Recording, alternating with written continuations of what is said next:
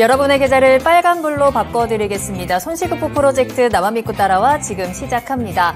자, 오늘은 제가 이렇게 혼자 앉아있게 됐습니다. 시청자분들께서도 깜짝 놀라셨을 것 같은데요. 우리의 이건 앵커가 개인적인 사정으로 당분간 함께하지 못하게 됐습니다. 조금 다쳤는데 여러분들께서도 이건 앵커가 빨리 쾌차에서 돌아오기를 함께 응원해 주시고 이건 앵커의 회복을 함께 좀 응원해 주시면 좋을 것 같아요. 자, 오늘은 제가 혼자 2시간 동안 함께하는 만큼 여러분들께서도 더욱더 힘을 내서 종목도 많이 올려주시면 좋겠는데요. 자, 일단 오늘 시장을 한번 돌아볼까요? 일단 우리 시장, 양시장 모두 빨간불을 켜내기는 했습니다. 이제 지난주 금요일부터 해서 조금씩 지수도 바닥을 잡으려는 움직임은 나타나고 있는데 그 안에서 종목별로는 굉장히 또 치열한 싸움이 벌어지고 있죠. 어제 이제 낙폭이 컸던 2차 전지는 일부 반등이 나오기는 했지만 또 반도체, AI 쪽에서도 순환매가 돌면서 조금은 희비가 엇갈리는 모습이었습니다. 결국에는 시장에 확실한 주도주가 아직까지도 눈에 띄지 않는다는 점인데 주도주가 없다는 건 그만큼 내가 가지고 있는 종목이 소외될 수도 있다라는 뜻이겠죠. 자, 오늘도 이 시장에서 소외받고 좀 속이 상하셨던 분들이라면 지금부터 나만 믿고 따라와 함께 하시면서 그 흐름의 중심들 잡아보시면 좋겠습니다. 오늘 함께 해주실 두 분 소개해드리겠습니다. 토마토 투자자분의 박준현 운용형님, 토마토 투자클럽의 김진환 전문가님 함께합니다. 안녕하십니까? 네, 안녕하세요. 반갑습니다. 굉장히 한 사람이 비었는데도 불구하고 이 스튜디오가 휑하게 느껴지는 것이 조금은 어색합니다. 그만큼 오늘 두 분께도 특별히 잘 부탁드린다라는 말씀을 드리면서 오늘 여러분들과 함께 2시간 동안 종목에 대한 이야기도 빠르게 달려가 보도록 하겠습니다. 여러분들 궁금하신 종목 있으시다면 지금 바로 종목명, 매수가, 비중 저희 토마토 증권통 유튜브 채팅창에 남겨주시면 되고요. 전화로도 상담 가능하니까요. 02-325-8200번, 325-8200번으로 문의 전화 주시길 바라겠습니다. 자, 그러면 종목 상담 출발하기 전에 오늘 시장에서 또 뜨거웠던 또 앞으로 시장을 눈여겨볼 수 있는 이슈부터 살펴보겠습니다. 이슈 팔로우 오늘의 주제부터 바로 만나보시죠. 자, 앞서 오프닝에서도 주도주를 어디서 찾아야 되느냐라는 말씀을 드렸는데요. 오늘의 이슈 팔로우 주제는 AI도 2차 전지도 무섭다. 대안은입니다. 요즘 시장에서 정말 내가 어떤 종목을 사야 하는 걸까에 대한 고민이 참 많이 크실 것 같습니다. 어쨌든 현재 시장에서 가장 강한 쪽은 아무래도 반도체 AI 쪽이라고 할 수 있을 텐데 이 AI 관련주의 범위도 점점 더 넓어지는 것 같고요. 영향력도 커지는 것 같습니다. 이제 오늘 장에서는 어보브 반도체라든지 유니캐스트, 브리지텍 이쪽 등으로 이제 소프트웨어 관련주들이 좀 강세가 나타나는 모습이었고요.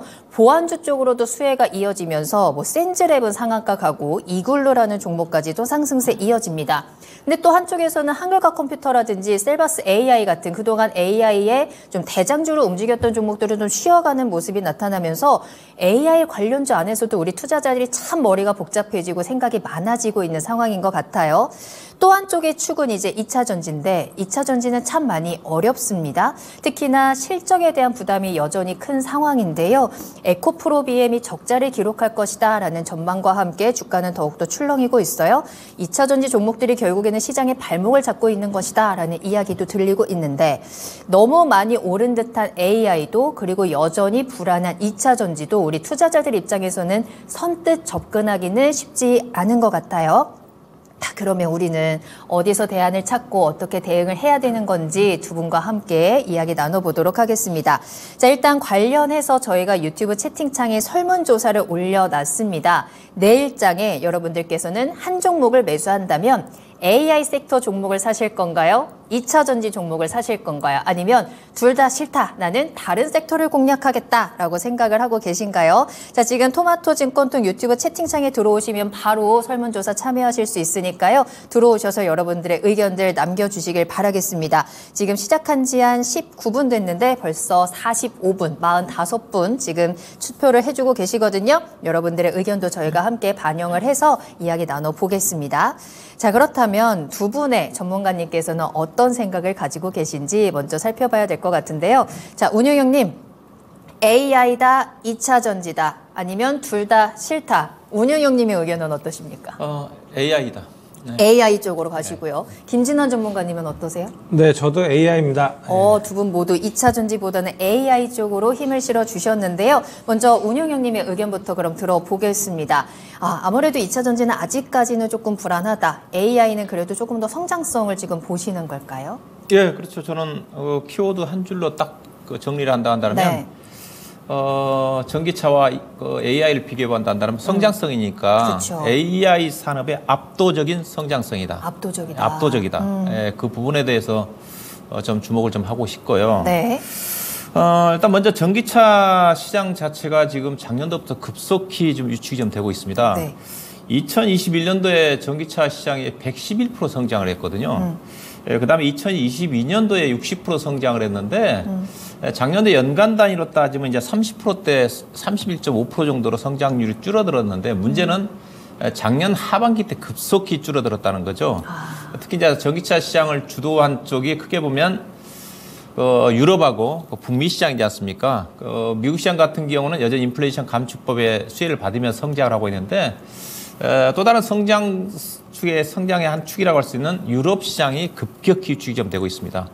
특히 유럽의 성장을 주도하고 있는 독일이 작년 9월 달부터 역성장으로 진입을 했거든요. 작년 동기 대비해서. 특히 작년 12월 한 달로 따지면 거의 50% 정도 감소를 했습니다. 유럽 전체적으로 따지면 작년 12월 달 한 달로 봐주면 28% 감소했어요. 이제 그 효과 자체가, 역효과 자체가 작년 하비드 시장 자체가 올해도 이어진다고 좀 보시면 될 것 같은데 올해 전기차 시장 전망을 지금 20%대 정도 전후로 성장을 봅니다. 대표적으로 현대 최근에 그제 18일 날 현대차 그룹 경영연구센터인가요? 거기 주도의 세미나를 했는데 거기에서 올해 전기차 시장 자체가 20% 정도 전후에 더딘 성장을 할 거다. 그러니까 성장률이 팍팍팍 떨어지고 있다는 거죠. 네. 이러다 보니까 이제 국내 배터리 회사라든가 소재 관련 기업들한테도 직접적인 영향을 미칠 수밖에 없을 것 같은데, 그런데 LG 에너지 솔루션이 2022년도에 매출액이 25조 6천억이었거든요. 네. 작년도 같은 경우는 현재 추정 실적을 보면 33조 7천억 정도 확정 실적이 나왔기 때문에 거의 한 30% 정도 성장을 했어요. 작년 같은 경우. 근데 올해 전망치가 어떠냐? 2024년도 매출액이 작년도 앞서 게 33조 7천억이라고 했었는데 올해 전망치 자체는 38조 6천억입니다. 거의 성장하지 않습니다. 거의 성장하지는 않아요. 10% 정도도 채 안 되는 것 같아요. 33조 7천억에서 38조 7천억이니까 계산해 봤더니 한 13, 4% 정도밖에 성장을 하지 않습니다. 그러면 양극재 회사들 같은 경우는 어떠냐? 근데 에코프로 BM이 2020년도에 5조 4천억 매출액이었는데 작년도 7조 4천억이었어요. 약 50% 성장을 했어요. 네. 문제는 에코프로 BM도 아마 적자 나올 가능성이 크고 영업이익으로 따지면 역성장이라는 거죠. 매출액은 50% 성장이. 대신 올해 매출액은 얼마를 보고 있느냐? 네. 작년도 7조 4천억이라고 했으니까 올해 8조 3천억을 봅니다. 그러면 10% 정도밖에 성장을 안 해요. 대신 이제 2025년도 가면 어느 정도 성장률이 올해 대비해서는 30%에서 40% 성장을 합니다. 그러니까 올해 성장이 극히 안 좋다. 이런 쪽에서 보셔야 될 것 같고. 그러면 반면에 AI 산업 자체는 어떠냐? AI 산업 자체는 향후 5년간 연평균 61% 정도 성장할 거란 전망인데 최근에 이 전망이 어디서 나왔냐면 스위스 은행의 대표인 UBS 증권, UBS 쪽에서 나온 분석 자료인데 AI 산업 자체가 2020년도 280억 달러, 우리나라 돈으로 따지면 37조 원인데 2027년도 가게 되면 4,200억 달러, 약 550조 원 우리나라 돈으로 따지면 거의 5년 만에 약 15배 성장한다는 겁니다. 연간으로 따지면 평균 61% 정도 성장을 하니까. 또 아무래도 이제 시작이니까요. 그렇죠. 압도적으로 성장률이 높죠. 이런 또 부분들 때문에 AI 산업 자체가 성장률을 본다면 주목을 할 수밖에 없는 그런 부분이라 봐야 될 것 같고요. 그 다음에 제가 이제 2차 전지를 제가 이제 부정적으로 얘기할 때 제가 유튜브 방송 통해서 이걸 많이 비교를 해드렸거든요. 테슬라와 엔비디아 두 개가 2차 전지와 AI 대표적인 종목이니까 그럼 밸류를 보시게 되게 되면 밸류가 어떠냐? 테슬라가 시적 성장이 더디면서 작년도 현재 추정 실적 기준에서 PER이 49.5배입니다. 아니 83.6배입니다. 보시면 나오시죠? 그다음에 엔비디아가 49.5배입니다. 그다음에 올해 전망치로 따지면 네. 엔비디아 PER이 29.4배. 네. 그다음에 테슬라가 85.9배입니다. 올해 전망치로 따지면. 그럼 2025년도 전망치를 보면 어떠냐? 네. 엔비디아가 주가가 많이 올라왔지만은 PER 단위로 24.9배고 테슬라가 39.8배입니다. 뚝 떨어지네요. 예, 그렇죠. 그래서 아무래도 그 전기차라든가 그 AI 같은 경우는 우리가 엔비디아라든가 테슬라를 주목을 하고 있지 않습니까? 엔비디아가 주가가 올라가면 국내 시장에서도 AI 관련 종목들이 주목을 좀 받을 수밖에 없는 거. 테슬라가 떨어지면 투자 심리가 유치되면서 2차 전지가 떨어질 수밖에 없는 거잖아요. 근데 테슬라가 지금 계속 떨어지고 있지만은 지금 $210 아래까지 떨어졌잖아요. 떨어졌는데도 여전히 실적 자체가 하향 조정되다 보니까 주가는 떨어지면 본래 밸류 자체는 PR이 낮아져야 되는데 오히려 더 올라가고 있다는 거죠. 근데 엔비디아는 실적이 계속 상향 조정되다 보니까 네. 주가는 4월달 대비해서 거의 100% 이상 올라왔지만은 PER 자체는 오히려 더 떨어집니다. 지금 시점에서 본다 하더라도 2025년도 본다 하더라도 테슬라와 엔비디아를 본다 한다면 엔비디아는 쉽게 떨어지지 않는다. 테슬라는 여전히 높다. 그렇게 본다 한다면 이 부분도 2차 전지라든가 AI 주가를 판단할 때도 주목을 해야 되지 않겠나 그렇게 봐야 될 것 같고요. 네. 그래서 저는 개인적으로 그래서 2차 전지 주가 자체는 실적 자체가 오늘 또 장 끝나고 포스코 퓨처엠이 실적 발표했거든요. 영업 적자 났습니다. 단기 순손실이 4분기에 1,000억 났습니다. 이런 또 부분들 때문에 2차 전지는 숨고르기 들어갈 가능성이 더 커 보이는 거고 AI 관련 종목들에 대한 주도권이 유지가 될 수밖에 없다. 상대적 두 개 비교해 본다면. 다만 AI 관련 종목들이 워낙 2차 전지를 딱 숫자가 찍히는 것들이 있기 때문에 평가하시기 근데 AI 관련 종목들은 무늬만 2차 AI 관련 종목이지 맞아요. 판단하기가 쉽지가 않습니다. 이런 부분도 잘 골라야 될 것 같은데 그래서 무늬만 AI 가지고 움직인 종목들이 많이 있는데 이들 종목들이 이제 실질적으로 실적을 확인하는 데는 시간이 좀 필요하기 때문에 종목을 우리가 선정하는 데는 상당히 어려운 부분이 있기 때문에 신중할 필요는 있다고 말씀드려야 될 것 같습니다. 근데 이제 AI 관련 종목들이 이제 그 산업만 보면은 성장성은 워낙에 크지만 시장에서 주가만 살펴보면은 단기간에 굉장히 많이 올라온 종목들이 많잖아요. 그리고 오늘 시장에서도 순환매 돌면서 그동안 오르지 않았던 종목들이 갔고 대장주들은 조금 쉬어갔단 말이죠. 그렇다면 AI 종목들이 지금은 이미 너무 고점에 올라와 있는 건 아닐까라는 의견들도 있어요. 어때요? 근데 AI가 종목들이 많습니다. 크게 보면 하드웨어 있고요. 소프트웨어, 서비스가 있거든요. 이젠 또 보안 쪽까지. 그렇죠. 그러니까 하드웨어 얘기를 한다면 대표적으로 뭐 우리 반도체가 들 수가 있을 것 같고 그다음에 지금 AI 스마트폰이 지금 나오지 않습니까? 네. 대표적으로 이거 같은 경우도 일단 우리 뭐 김준영과 얘기하겠지만 폭발적으로 스마트폰 시장 자체가 뭐 5배 정도 1억대 팔릴 것 자체가 향후에 27년 뭐 5억대 정도 팔린다고 하거든요. 하드웨어 쪽에도 폭발 성장할 것 같고 그다음에 챗 GPT와 관련된 소프트웨어 자체도 엄청나게 성장할 수 있는 거고 그렇죠. 그다음에 이제 서비스 자체는 이제 AI 의료 서비스라든가 그런 것들도 계속 확장이 되기 때문에 종목이 무궁무진합니다.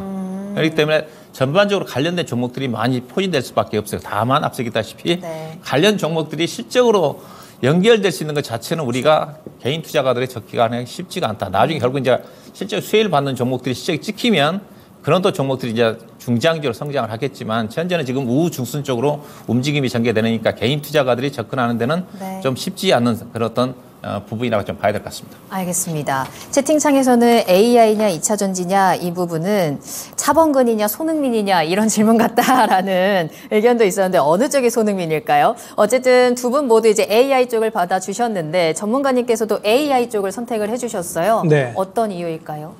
그러니까 보통 그 주가는 어떤 그 성장 섹터가 시장 침투율이 20% 되기 전까지 뭐 급격하게 관련 주가가 상승을 합니다.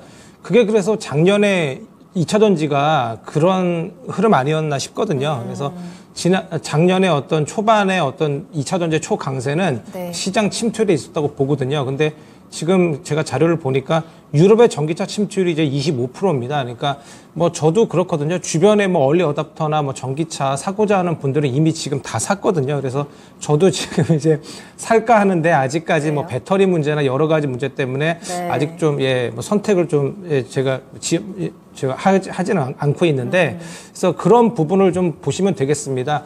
지금 작년 7월 기준으로 해서 이 AI의 침투율이 5% 정도도 채 안 됐었거든요. 그러니까 성장성으로 따진다면 당연히 지금은 뭐 AI입니다. 그리고 이제 전기차 같은 경우에는 이제 수요 둔화 이슈가 뭐 중국하고 이제 유럽 쪽에서 계속 나오고 있죠. 그래서 성장성이 지금 상당히 좀 둔화되는 흐름이 뭐 작년에까지만 해도 31.5%였거든요. 2차 전지 그리고 이 순수 전기차 섹터가. 근데 이제 올해에는 24.6%로 이렇게 줄어든다고 합니다. 그래서 성장성은 분명히 AI보다는 조금 2차 전지가 좀 떨어지는 흐름인데요.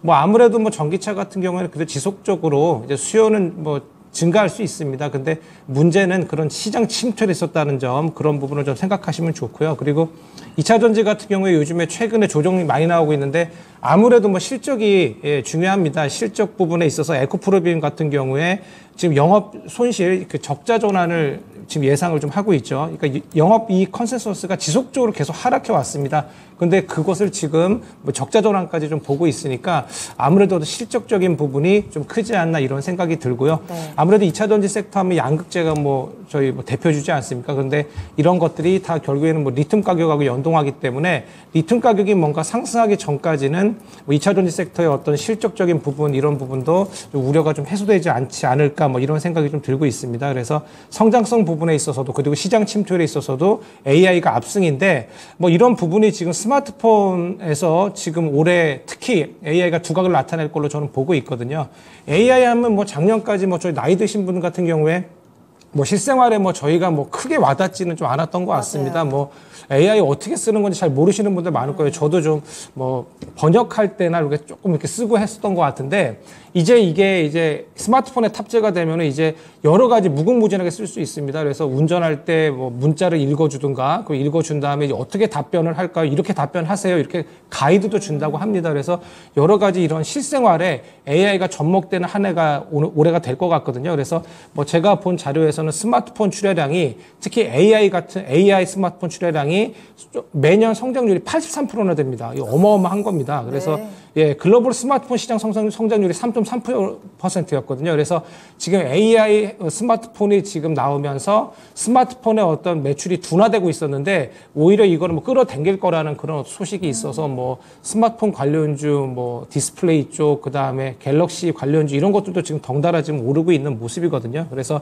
자료를 봐도 2027년에는 AI 스마트폰 출하량이 5억 2천만 대로 거의 뭐 지금의 10배가 됩니다. 그래서 지금 성장성 부분에서 2차 전지가 어떻게 보면 좀 따라올 수 없는, 그래서 작년 초가 2차 전지의 어떤, 그러니까 2차 전지가 주인공이었다면 올해 주인공은 뭐 지금 뭐 주가로도 증명이 되고 있지 않습니까? AI 섹터입니다. 그리고 이제 특히 미국의 이제 엔비디아, 뭐 AMD 같은 그런 AI 칩 관련 종목들이 뭐 계속 뭐 최근 신고가를 지금 AMD는 지금 돌파하는 모습인데요. 미국 같은 경우에는 뭐 인공지능이 벌써 지금 많이 좀 쓰이고 있더라고요. 뭐 대학에서는 AI를 공식 교육 프로그램으로 저희 뭐 한국에서 뭐 코딩이 유행할 때 코딩을 이제 공식 교육에 넣고 했지 않습니까? 근데 대학에서는 이 AI를 공식 교육 어떤 그 프로그램을 채택을 합니다. 그리고 이제 미국 대통령 선거에서도 이제 뭐 딥페이크라고 해서 AI로 이제 뭐 조작하는 그런 것들이 좀 문제가 되고 있는데 뭐 이런 부분도 좀 우려가 있긴 한데 결론적으로 뭐 AI가 실생활에 엄청나게 지금 파고들고 있다라는 점을 뭐 알 수가 있고요. 그래서 저는 그래서 온디바이스 AI 쪽으로 조금 초점을 맞춰봤습니다. 운영님께서는 AI 쪽 말씀을 전반적으로 이야기해 주셨는데요. 그래서 네. 그래서 저는 스마트폰 쪽 제주반도체 같은 거 너무 높으면 너무 높아 저희도 뭐 많이 이야기를 했던 맞아요. 종목인데 네. 뭐 이런 거를 저희가 지금 뭐 시청자분들께서 사세요 뭐 이렇게 말씀을 못 드릴 것 같고요. 그래서 그런데도 지금 주도 섹터는 AI가 확실하니까 하드웨어적인 부분, 반도체 섹터 전 아직까지 뭐 계속 좋다고 보고 있거든요. 뭐 메모리 반도체 슈퍼사이클의 어떤 초입 부분이기도 하고 있기 때문에 반도체 섹터 그리고 AI 섹터 같은 경우는 샘 올트먼이 좀 방한을 했기 그렇죠. 때문에 방한에 어떤 그런 예정이 되어 있기 때문에 단기 모멘텀이 좀 있긴 있습니다. 챗 GPT 스토어 때문이기도 하고요. 그래서 이런 부분은 좀 너무 좀 급등 나온 종목 같은 경우에는 조금 주의를 하실 필요가 있다고 보고 있습니다. 네.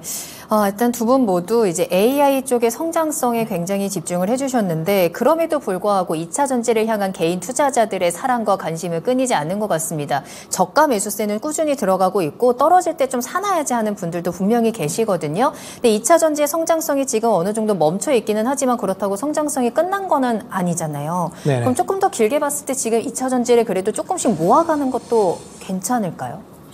아무래도 이제 보통 이렇게 실적이 좋지 않을 거라고 해서 뭐 예상치 컨센서스를 낮춰놓으면 혹시나 또 이제 어닝 서프라이즈가 나서 조금 그 상회에서 조금 주가가 내려가다가 좀 반등이 나오는 그런 경우도 없지 않아 있긴 있습니다. 네네. 근데 워낙에 2차 전지 섹터가 지금 조금 전반적으로 모두 좋지 않습니다. 실적 자체가 뭐 에코프로비엠만이 아니라 여러 포스코도 마찬가지고 그렇기 때문에 조금 접근에는 조금 주의를 좀 하시면 좋을 것 같고요. 근데 아무래도 저희 뭐 개인 매수 하시는 분들이 작년에 엄청나게 매수를 많이 하셨고 지금까지도 상당히 관심을 두고 있는 맞아요. 섹터이긴 하거든요. 그래서 저 하반기부터 다시 이제 유럽이나 어떤 그 북미에서의 전기차 수요가 다시 돌아올 수 있다라는 그런 뉴스도 좀 있습니다. 그렇기 때문에 그런 것들을 선반영해서 그러니까 지금 반도체 섹터가 주도주 섹터이지 않습니까? AI가. 그래서 이 주도주 섹터가 이렇게 두 개, 세 개일 수는 없거든요. 그래서 2차 전지가 조금 밀리는 그런 흐름이 반도체가 좀 강한 부분도 좀 없지 않아 있거든요. 그런데 2차 전지 섹터도 뭐 나름 그래도 성장주이긴 합니다. 그렇기 때문에 어떤 기술적 반등이라는 이런 것들도 아마 반도체 섹터가 1분기 좀 강하고 그 이후 뭔가 다시 주도주를 좀 차지할 수 있게 아니면 반등이라도 나올 수 있지 않을까 합니다. 알겠습니다. 자, 저희 이제 투표를 올려놨었던 부분들이 투표가 만료가 됐네요. 내일장 한 종목을 매수한다면 AI와 2차 전지, 아니면 다른 섹터 어떤 종목들을 사실 겁니까? 라는 질문에 102분이 투표를 해주시면서 투표가 완료됐습니다. 그 결과는 아무래도 많은 분들 역시 현재 성장성 그리고 시장을 주도하고 있는 AI 쪽으로 많이 집중을 해주셨습니다. 58%가 AI 섹터를 종목을 좀 선택을 해주셨고요. 여전히 2차 전지에 대한 믿음들 가지고 계시죠. 28% 적지 않은 부분들이 2차 전지 종목들을 선택하셨습니다. 둘 다 싫어, 나는 다른 섹터 살 거야 하시는 분들이 12%를 차지했는데, 자, 그렇다면 지금 나는 둘 다 싫어, AI도 너무 많이 올라서 그리고 2차 전지도 아직까지는 불안해. 그럼 나는 지금 시장을 그래도 조금 더 든든하게 버틸 수 있는 다른 섹터에 대안은 무엇이 있을까? 저희가 그 부분에 대한 힌트를 또 드리도록 할게요. 일단 운영형님께서는 어느 쪽 보고 계실까요?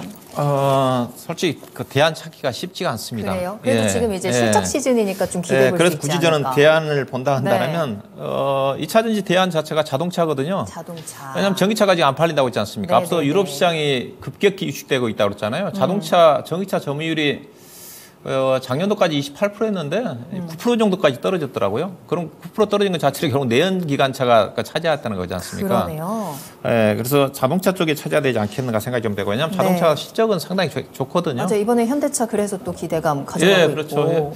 유일하게 실적 시즌에 작년 4분기 자동차가 실적 발표를 안 했는데 컨센에 부합하는 그 실적이 다 나올 거란 전망이거든요. 그래서 전체적으로 미국 시장에서 전기차 자체가 또 많이 위축되고 있지만 현대차의 전기차 판매 자체는 좀 테슬라 다음으로 2등을 좀 차했다고 그랬으니까 자동차 쪽이 차지해야 되지 않겠나 생각하고 있고요. 네. 그리고 자동차 쪽에서는 부품 쪽에 수급이 안 좋으니까 완성차도 뭐 펀드마치면 괜찮지만은 제가 강조한 서현이야. 그다음에 자율주행 같은 경우도 충분히 안정적으로 성장하는 회사들이 있거든요. 그래서 현대오토앱가 좀 많이 조정을 좀 받았는데 지난주에 소개해드렸던 제가 중소형 종목 한 소개해드렸고 자율주행 종목이 좀 대안으로 좀 되지 않겠나. 그렇지만 저는 여전히 AI 반도체이기 때문에 AI 반도체 오른 주식 따라서 하게 되면 겁납니다. 힘들죠. 저도 이제 제주 반도체 좋게 얘기했지만 저도 지금 못 사요. 그렇지만 낮은 종목 중에서 펀드에 따라주는 종목들을 많이 있어요. 찾아보면요. 근데 일반적으로 알려진 종목들, 예컨대 한미 반도체라든가 그런 종목들 못 사죠.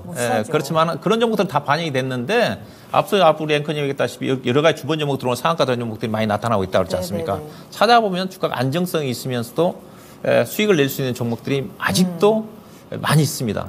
중소형 종목들 중에서. 거기에서 기존에 대장주로 움직였던 시장에서 알려진 종목, 한미반도체, HPSP라든가 이오테크닉스라든가 그런 거 사기는 좀 부담스러워요. 솔직히 말해서. 저도 개인적으로 AI에 대한 제가 긍정적 얘기를 좀 강조를 하고 있지만 그렇지만 저는 다른 종목 쪽에서 수익을 낼 수 있는 종목들이 많기 때문에 저는 AI를 좋게 보고 있는 쪽이고, 그래서 거기에서 종목을 좀 찾아야 된다는 생각이 있습니다. 사실 그게 제일 어렵잖아요. 숨어있는 종목 찾아내는 게 가장 어려운데 아직 오르지 않은 AI 쪽으로 그래도 조금 더 포인트 맞춰보시는 게 지금 시장을 이겨내기에는 가장 좋다. 다만 실질적인 수혜와 실적들 확인하셔야 됩니다. 자, 김진원 전문가님께서는 대안주로 어느 섹터 보고 계세요?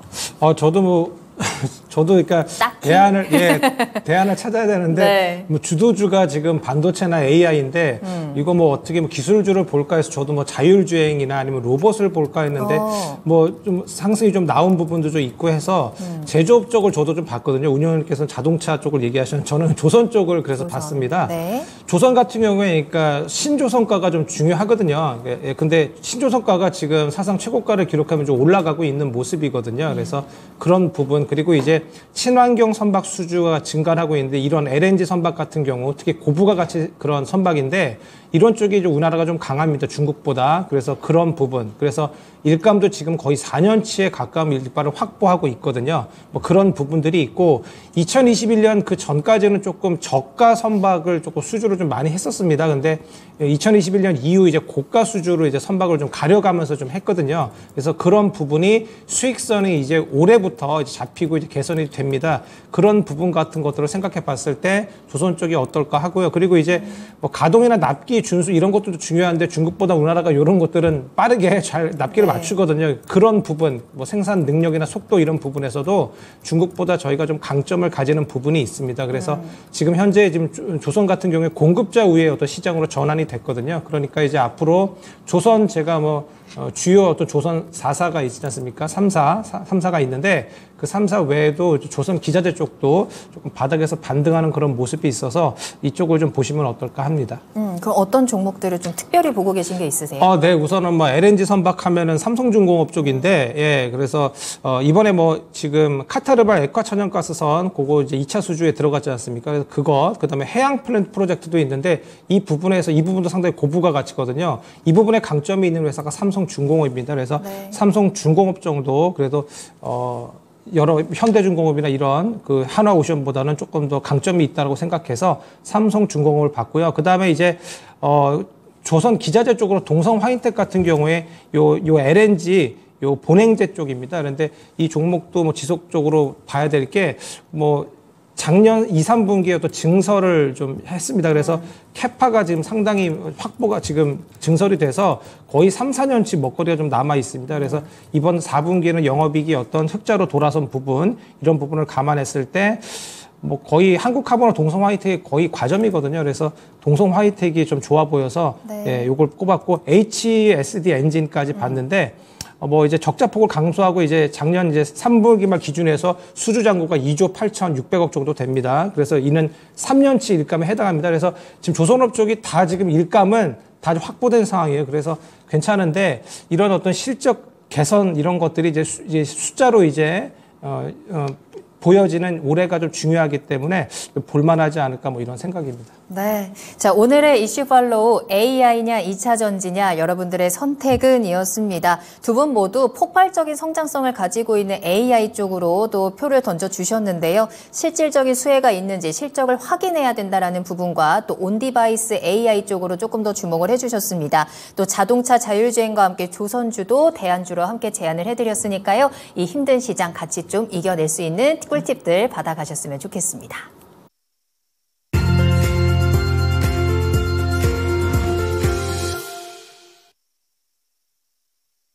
네, 그럼 나만 믿고 따라와 스피드 종목 진단 출발하겠습니다. 궁금하신 종목명, 매수가, 비중 지금 바로 남겨주시면 두 분과 함께 실시간으로 종목 진단 해드리고 있고요. 또 전화 상담 가능합니다. 02-325-8200번, 325-8200번 열어두겠습니다. 자, 그럼 첫 번째 종목 진단 빠르게 출발해 볼까요? 악재 사서 호재 팔자 님의 종목으로 시작합니다. 원익 IPS 남겨주셨고요.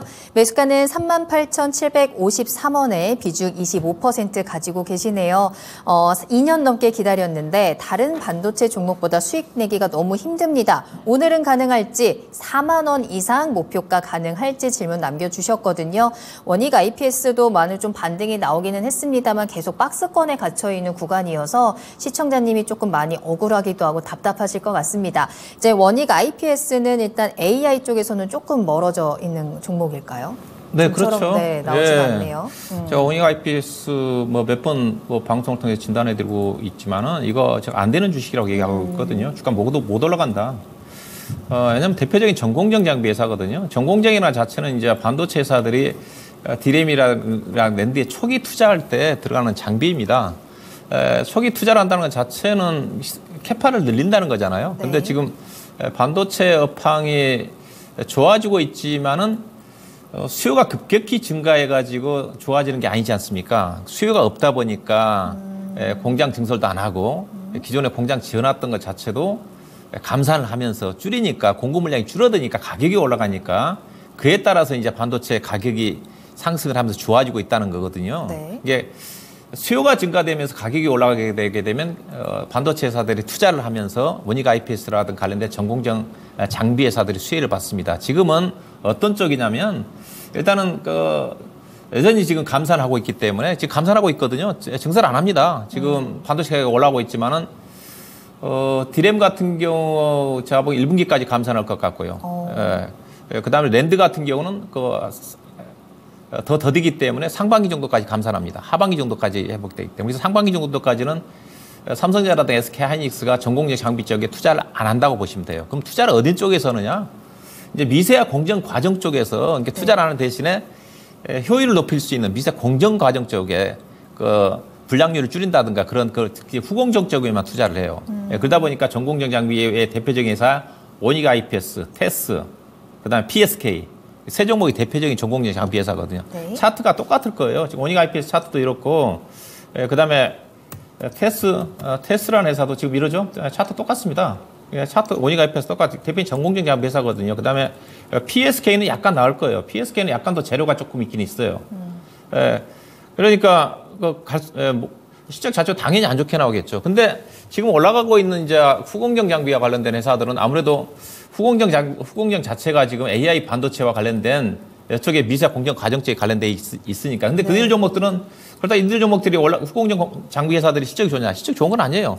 그래요? 모멘텀 때문에 가는 거예요. 이게 같이 실적이 안 좋으면 일단은 모멘텀 있는 쪽에 투자를 하셔야 돼요. 그냥 반도체 그래요? 장비 회사들이 다 실적이 안 좋아요. 뭐 지금 움직이고 있는 것들 예컨대 뭐 AD 테크놀로지 중심으로 해가지고 네페스아크라든가 네페스라 종목들 다 적자입니다. 올해 이제 좋아질지는 모르겠지만 다만 이제 AI 반도체 시장이 형성이 되면서 관련 정보도 수혜를 받을 거니까 좋아질 거다 생각을 하고 있는 거죠. 근데 좋아질지 안 좋아질지 쉽지는 않다고 봐요. 열어봐야 되지만.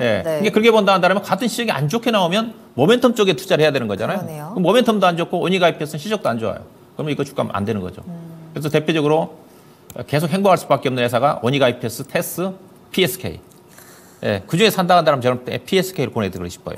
펀드멘탈 괜찮고 약간 그 회사도 다른 쪽에 더 재료가 나올 수 있는 회사가 있기 때문에. 그래서 오닉 IPS는 밸류 자체도 비쌉니다. 이게 오닉 IPS 주가 자체는 제가 업황이 좋을 때 현재 주가가 적정 가격이에요. 업황이 즉 오닉 IPS 2025년도 내년도 이제 반도체 업황이 좋아진다는 전제하에 PER 단위로 14배입니다. PER 단위 14배라는 해서 저는 오닉 IPS 반도체 업황이 좋을 때 적정 가격이에요. 이게 어떻게 보면 반도체 호황일 때 오닉 IPS의 주가는 32,000원이 적정 가격이에요. 근데 다만 이제 반도체 업황이 좋아지면 올라가겠죠. 밀려서라도.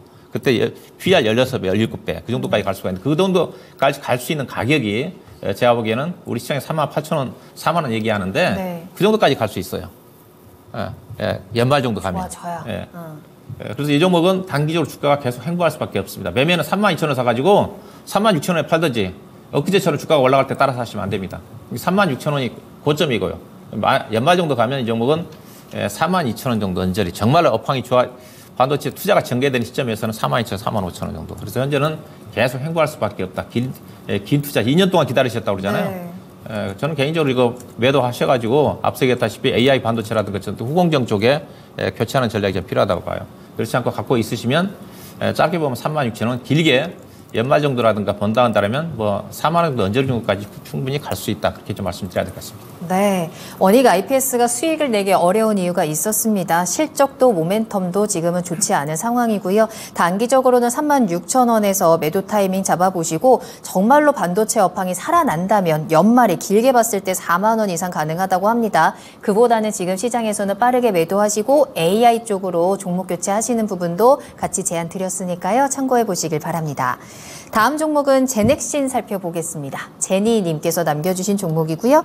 매수가는 1,100원이네요. 비중 10% 가지고 계십니다. 제넥신 오늘 8,970원에 거래를 마쳤습니다. 이번 주 조금 계속해서 좀 부진한 흐름이 나오고 있는 상황이고요. 시청자님께서는 단기로 들어가셨다고 해요. 이 종목이 10,000원대 가격이면 작년 11월, 12월 이때 가격이네요. 이때가 이제 유전자 가위, 뭐 면역 항암제 이쪽으로 조금 수혜를 받으면서 주가가 잠깐 올라왔다가 다시 한번 지금 조정 구간에서 박스권 흐름 이어가고 있습니다. 단기 목표가 어떻게 잡을 수 있을까요? 근데 저는 뭐 10% 정도 가지고 계시니까 과감히 손절해도 저는 될 것 같긴 하거든요. 근데 이게 추세가 이렇게 한 번씩은 좀 튀어주는 그런 특성은 없지 않아 있습니다. 그리고 제넥신 같은 경우에 예전에 뭐 유전자 가위가 갑자기 좀 테마가 좀 강하게 불었지 않습니까? 툴젠 같은 것들이 상승할 때 관련주로 제넥신이 좀 움직이기도 했습니다. 제가 기억하는 게 제넥신이 툴젠을 좀 인수하려고 했었던 것 같거든요. 저도 예전에 기억이 있는데, 그래서 뭐 그런 관련주로 해서 예전에 좀 튀었는데 그때 좀 사신 거 아닌가 이런 생각이 들거든요. 평단이 1,100원이시면 최근에 사신 건 아닌데, 저는 이렇게 장기적으로 추세가 좋지 않은 거는 저는 좋아하지 않거든요. 제가 차트를 좀 띄워놨는데, 이런 중기 우하향하는 종목들은 저는 별로 좋지가 않게 보고 있습니다. 지금 지지선 같은 경우 8,534원 정도, 8,500원 정도로 보고 있는데, 뭐 지금 여기는 뭐 지지하고는 있거든요. 근데 상방으로도 조금 제한적으로 보입니다. 9,530원 정도인데, 요게 뭐 보시면은 지난 8월에도 그랬고, 그리고 이제 11월에도 그랬는데, 요게 이렇게 한 번씩 이렇게 튀어주는 그런 속성은 좀 있습니다. 이런 식으로. 그래서 한 번씩 튀어주는데, 거래량도 좀 들어와서 한 번씩은 좀 올려줍니다. 그래서 그럴 때 최소한 9,500원 정도를 강하게 쳐주면 10,000원 정도까지 라운드 피겨라고 하죠. 그 정도까지는 단기적으로 반등은 나올 수 있습니다. 하지만 뭐 그런 뉴스를 좀 기다리게, 만약에 시청자분께서 이걸 뭐 기다리실 수 있으면은 모르겠는데 단기적으로 들어가셨다고 했거든요. 네. 그렇게 될 경우에 저 같으면 지금 뭐 좋은 종목도 많지 않습니까? 그래서 우하향하고 있고 뭐 재무적으로도 불안합니다. 항상 뭐 이런 제약바이오 섹터가 다 뭐 적자인 종목들이 많기 때문에 그래서 저는 추세가 별로 좋지 않아서 10% 비중이기 때문에 뭐 지금 정도 가격에서 과감하게 뭐 손절하시고 뭐 다른 종목 뭐 아까 저희가 말씀드린 반도체 같은 종목들 같은 거 괜찮은 것도 많거든요. 그래서 그런 종목으로 갈아타시는 전략이 어떨까 합니다. 네, 지금은 확실하게 잘 가는 쪽이 분명하게 보이기 때문에 이렇게 조금 추세적으로 그리고 장기적으로 좀 무너져 있는 종목이라면 조금 더 빠르게 좀 결단을 하시고 종목 교체 쪽으로 계속해서 좀 진단을 도와드리고 있는데요. 제넥신 역시 한번 매도 타이밍 결심을 해보시는 것도 도움이 되겠네요. 자, 계속해서 상담 이어가겠습니다. 이번에는 유튜브에서 박은하 님이 남겨주신 금양 살펴볼게요. 83,600원에 비중 10% 가지고 계십니다. 진단 부탁드립니다. 라고 남겨주셨는데 이제 금양이 조금 아슬아슬한 구간인 것 같아요. 오늘 겨우 8만 원을 지켜내기는 했습니다만 이전 저점이었던 83,000원을 오늘 깨고 내려오는 상황이거든요. 다행히도 이제 시청자님 매수가가 높지는 않지만 이게 추세가 더 깨져서 더 내려갈까 봐 조금 불안한 차트 모습인데 어떻게 대응해야 될까요?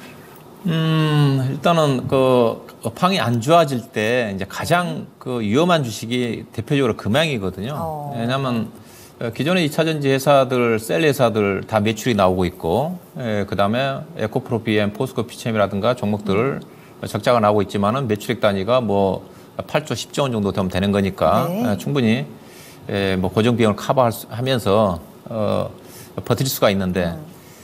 금양처럼 예사가 이제 뭐 크게 뭐 두 가지지 않습니까? 해외 쪽에 리튬 광산과 관련해 가지고 또 온통형 아마 울산 쪽인가요? 어디 쪽에 배터리 투자한 걸로 알고 있는데 온통형 배터리 관련해 가지고 이게 아직 투자도 안 했는데 업황이 안 좋아져 버리면 이거 이제 어려워지거든요. 앞서 이제 투자가 좀 되면서 매출이 나오면서 어느 정도 좀 업황이 좋아질 때 기다리면서 적자가 나더라도 커버가 될 수가 있는데 아직 투자도 안 했는데 업황이 안 좋아졌다. 그러면 지금 기존에 투자 배터리 회사들 LG에너지솔루션이라든가 SK홈이라든가 관련 기업들도 지금 다 투자를 계획해놨다가 지금 미루고 있지 않습니까? 그래서 지금 장비 회사들이 기존 수주했던 것 자체가 자꾸 딜레이가 되다 보니까 못 가는 거거든요. 네네. 그러면 금양 같은 경우 아직 공장도 안 지었는데 이게 더 어려워지죠. 계속 고정비는 늘어날 거고요. 회사가 재무 내용이라도 좋으면 괜찮은데 회사가 이거 사신 분들은 저는 도저히 이런 주식에서는 못 삽니다. 주가가 지금 떨어져서 8만 원인데 시가총액이 5조 원이거든요. 5조 원짜리인데 회사 현재 자본은 1,200억이에요. PBR로 따지면 40배입니다. 이게 40배면 4,000% 정도의 그 프리미엄을 주고 산 거거든요. 4,000% 정도. 네네. 프로테이지로 따지면. 자본에 비해서. 왜? 자본은 현재 1,200밖에 안 되기 때문에 4조 7천억은 싸다. 나중에 돈을 뭐 2조 원, 3조 원 정도 벌 거니까 그런 생각으로 사지 않습니까?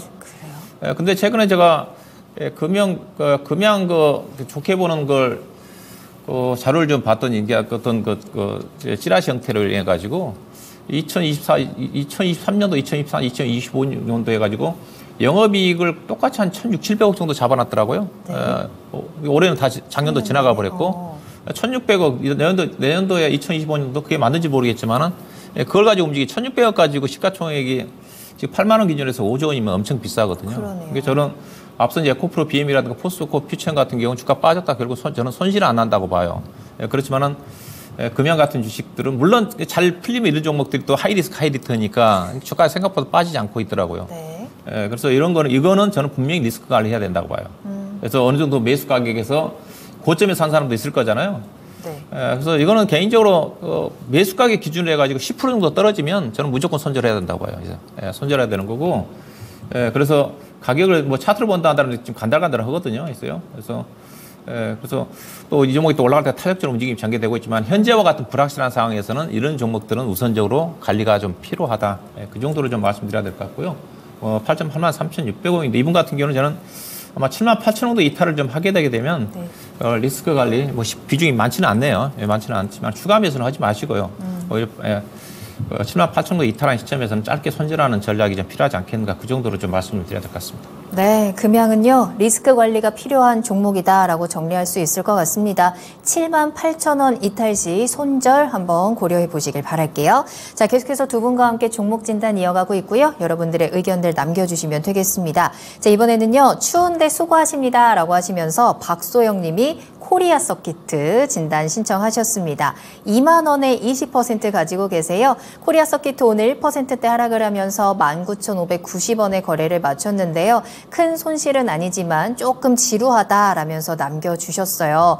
종목 교체를 하는 게 나은 건지 전망이 궁금합니다라고 하셨는데요. 코리아 서키트 하면 제 지인 중에 아주 가까운 지인 중에 한 분이 이 종목을 3만 원대에 사셔서 아직까지 가지고 계시거든요. 저도 참 마음이 아픈 종목 중에 하나인데 그래도 최근에 이 종목이 CXL로 또 모멘텀 받으면서 급등이 나왔습니다. 하지만 우리 시청자님 조금 지루하다. 아직 그 탄력이 조금 더 이어졌으면 좋았을 텐데 어떻게 하면 수익을 조금 더 키워낼 수 있을지 김진원 전문가님 코리아 서키트 어떻게 대응할까요?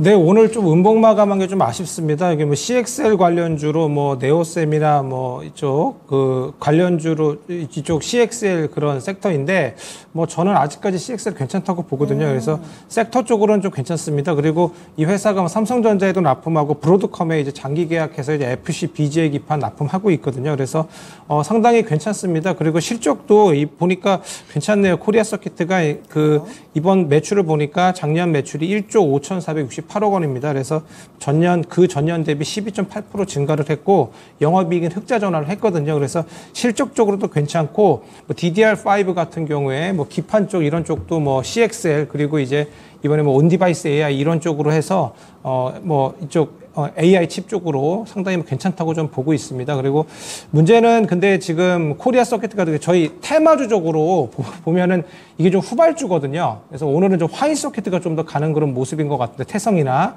그래서 심텍하고 좀 같이 좀 움직이는 그런 모습도 좀 있는데 조금 오늘 좀 강세였다가 조금 이렇게 내려와서 마감을 했습니다. 그래서 제가 이 차트를 좀 띄워놨는데 제가 보는 어떤 기준선 정도로 이렇게 내려와서 마감을 했어요. 19,600원 정도대로 오늘 좀 마감을 했는데 단기적으로는 그러니까 21선 정도 지켜주면서 기속적으로 우상향하면 좋긴 좋은 흐름입니다. 그래서 저는 다시 고점을 조금 트라이 할 것으로 좀 보이고 있거든요. 그래서 21,500원 정도 다시 한번 트라이 할 것 같고 그리고 제가 지속적으로 말씀드리는 바는 반도체 섹터는 제가 봤을 때는 우선 1분기까지는 괜찮을 거라고 보거든요. 근데 이제 CXL의 후발주자라는 점이 조금 이제 걸립니다. 이게 무슨 말이냐면 네오셈이나 엑스콘 같은 그런 이제 CXL 쪽이 좀 대장주들이 좀 강하게 가야지 이게 또 이제 위로 올라서 또 치는 모습을 좀 보이고 있거든요. 그렇기 때문에 대장주의 흐름을 좀 보시면 어떨까 하고요. 그 다음에 이제 비중이 20%나 좀 되시고 지금 살짝 약 손실권이시거든요. 그래서 비중을 좀 여기서 뭐 늘리지는 마시고요. 뭐 지속적으로 끌고 가실만 할 것 같습니다. 이 정도면은요. 그래서 목표가는 한 21,500원 정도. 그리고 이 선을 강력하게, 그러니까 지난 12월 달에 큰 장대 양봉이 나오지 않았습니까? 이 정도의 어떤 강한 어떤 거래량이 나오면 전고점 22,560원, 550원 정도도 돌파할 수 있을 걸로 보이거든요. 그래서 지속적으로 보유하시면 어떨까 합니다. 네, 조금은 답답하다라고 우리 시청자님께서 남겨주셨는데 조금 더 기다려보시면 수익 충분히 볼 수 있을 것 같네요. 21,500원 목표가 전해드렸습니다. 자, 다음 종목은요. 우리 저스템 한번 살펴볼까요? 오늘따라 이 반도체인데 반도체 중에서도 아직까지 좀 상승 탄력을 크게 받지 못하는 종목들 많이 올려주고 계신 것 같네요. 유튜브에서 한여름님께서 저스템 15,200원에 매수하셨고요. 비중 10% 가지고 계십니다. 작년 7월에 매수하셨다라면서 같이 남겨주셨는데 이 종목이 작년 5월 달에 이제 최고점 21,000원대를 찍고요. 좀 조정이 나오는 구간이었습니다. 15,200원이면 조정 후에 반등이 나오는 구간에서 한번 매수를 하셨을 것 같은데요. 뚫어내지 못하고 좀 계속해서 조정이 길어지고 있는 상황이거든요. 시청자님께서 과연 이 종목 손실 보지 않을 수 있는 건지 그 방법으로 한번 찾아볼게요. 저스템은 다시 한번 좀 상승하는 가능성이 있을까요? 이 회사가 보니까 반도체 웨이퍼 이송하는 보관해가지고 이송하는 쪽이거든요. 그래서 제가 이 회사와 합산 회사를 옛날 기업 탐방을 했던 회사가 생각나가지고 봤더니 사이맥스라는 회사가 있어요. 네. 사이맥스라는 회사도 반도체를 담았다가 자동으로 웨이퍼를 이송하는 그런 물류 자동화 관련된 쪽입니다. 그러면 이게 뭐예요? 회사? 전공정 장비라는 거죠. 그러네요. 예, 이제 앞서서 오닉 IPS처럼. 이거 안 돼요. 그럼 제가 이 회사가 비슷한 앞서게 사이맥스라는 회사가 생각나서 제가 사이맥스를 옛날에 가봤거든요. 그래서 네. 이 회사 지금 사이맥스 차트거든요. 그럼 사이맥스하고 이 회사 실적 저스템인가요? 저스템. 예, 두 개 회사 실적 비교해 보세요. 사이맥스가 훨씬 기업 내용이 뛰어납니다. 사이맥스가 현재 보니까 이 회사 그래도 전공정 장비 투자는 안 하고 있지만 작년도에 보니까 3분기까지 단기 순이익이 거의 100억이에요. 평균 200억 이익 난 회사잖아요. 작년도도 보니까 현재 3분기까지 단기 순이익이 지금 100억이 넘었으니까 4분기 본다 120억 이상 난 회사거든요. 근데 회사도 주가가 전공정 장비라 보니까 주가 바닥권이에요. 그러면 이 저스템이나 회사 주가 자체 이거 안 돼요. 주가 자체도 비쌉니다. 예산 시가총액이 900억인데 자본총액이 400밖에 안 되고요. 적자 난 회사잖아요. 현재 적자 났지 않습니까? 2분기 때 적자, 3분기 때 적자. 그러면 회사 비전 없어요. 이거는 앞서 제가 오닉 IPS는 이제 기다렸다 팔라 그랬지만 이거는 제가 보기에는 내일이라도 팔아가지고 다른 걸로 교체하는 게 빠릅니다. 계속 차트 자체도 이게 반도체 AI가 전혀 관련 없어요. 전공정 장비 쪽에 해당되는 회사니까. 이게 사이맥스 주가 안 되는 거잖아요. 예. 차라리 두 개 비교해 본다 한다면 같은 업종 그러니까 사이맥스가 제가 주가 싸다는 건데 사이맥스 주가 못 가니까 이 종목도 안 되는 거예요. 네. 이거는 10% 정도 손실이니까 10% 정도 손실은 아무 때나 찰 수 있거든요. 매도하셔가지고 다른 종목 쪽으로 교체하는 게 좀 필요할 것 같습니다. 네, 이 반도체 관련해서 전공정 관련 종목들 가지고 계신 분들이라면 오늘 확실하게 좀 정리하는 쪽으로 그 대응책을 찾아보셔야 될 것 같네요. 저스템 역시 따라서 매도 의견 드렸거든요. 수익 손실 더 커지기 전에 좀 빠르게 좀 잘 계획을 짜셔서 빠져나오시고 다른 올라갈 수 있는 종목 저희와 함께 찾아보시길 바라겠습니다. 자, 다음 종목입니다. 우리 해피바이러스 님께서 남겨주신 종목 이어갈 거고요. 로봇입니다. T-로보틱스 한번 살펴볼게요. 23,000원에 매수하셨고요. 비중 10% 가지고 계시네요. 단기 목표가로 26,000원 보고 계시다고 하는데 로봇주도 좀 계속해서 좀 지지부진합니다. 살짝 우상향 그리는 듯 하지만 아직까지는 좀 갇혀있는 모습이고 지금 전체적으로 로봇주 같은 종목들은 좀 삼성 이슈가 있을 때만 잠깐 튀어 올랐다가 그 힘이 길지는 못한 것 같거든요. 26,000원 목표가는 가능할까요?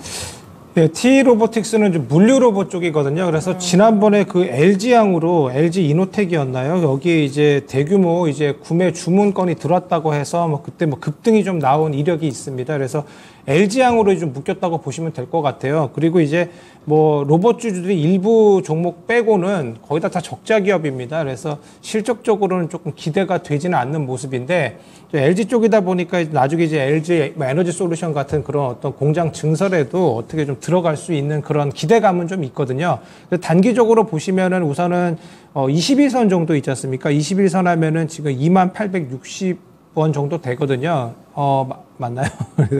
2800원 정도. 네, 그 정도 되는데 그 정도 선을 지켜주시면 어떡합니까? 보통은 그 T-로보틱스 같은 경우에 그러니까 21선을 조금 하회했다가 이렇게 좀 올라오는 그런 좀 특징이 좀 있거든요. 그래서 하회한다고 뭐 바로 파지를 마시고 그러니까 2800원 정도 그 정도 하회했다가 바로 살려주는 흐름이 좀 나오면 좋거든요. 그렇게 되면은 지속적으로 어떤 상승할 수 있는 그런 흐름을 좀 보일 수 있다고 봅니다. 왜냐하면 저희 뭐 그 쌍바닥이라고 하지 않습니까? 지금 바닥을 지금 형성하러 다시 좀 내려오는 그런 모습이거든요. 그래서 그런 부분, 즉 2800원 정도를 다시 지지해 준다면 재상승할 수 있다. 재상승을 한다면 한 25,000원 선 정도는 한번 가줄 수 있다 이렇게 생각을 하고요.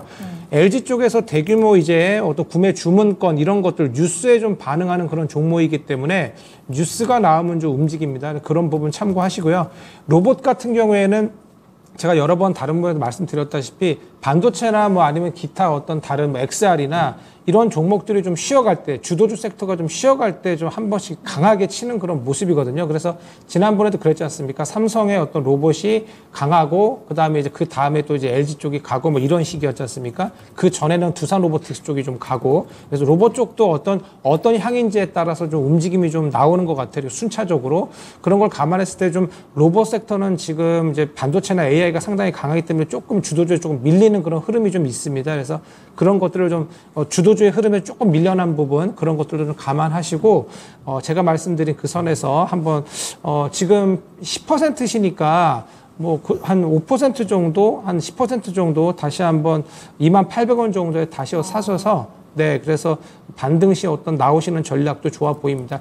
23,000원 정도의 평단이시기 때문에 뭐 지금 뭐 크게 지금 손절권은 아니시거든요. 근데 만약에 보신다면 나중에 좀 내려오면 유로메카나 아니면은 저 두산 로보틱스가 좀 더 확 내려오면 7만 원대로 내려오면 한번 보시는 전략도 네. 추천드립니다. 네, T-로보틱스 목표가 26,000원 기대하셨는데 한 25,000원 정도로 조정을 해드렸고요. 2800원이 깨지지 않는지도 확인 꼭 하셔야 됩니다. 그리고 뉴로메카나 두산 로보틱스도 이제 대안주로 함께 제시를 해드렸으니까요. 참고해 보시면 도움이 되겠습니다. 자, 이렇게 해서 1부 종목 진단은 여기서 마무리할게요. 더 많은 이야기는 2부에서도 나눌 수 있으니까 여러분들 궁금하신 내용들 계속해서 남겨주시고요.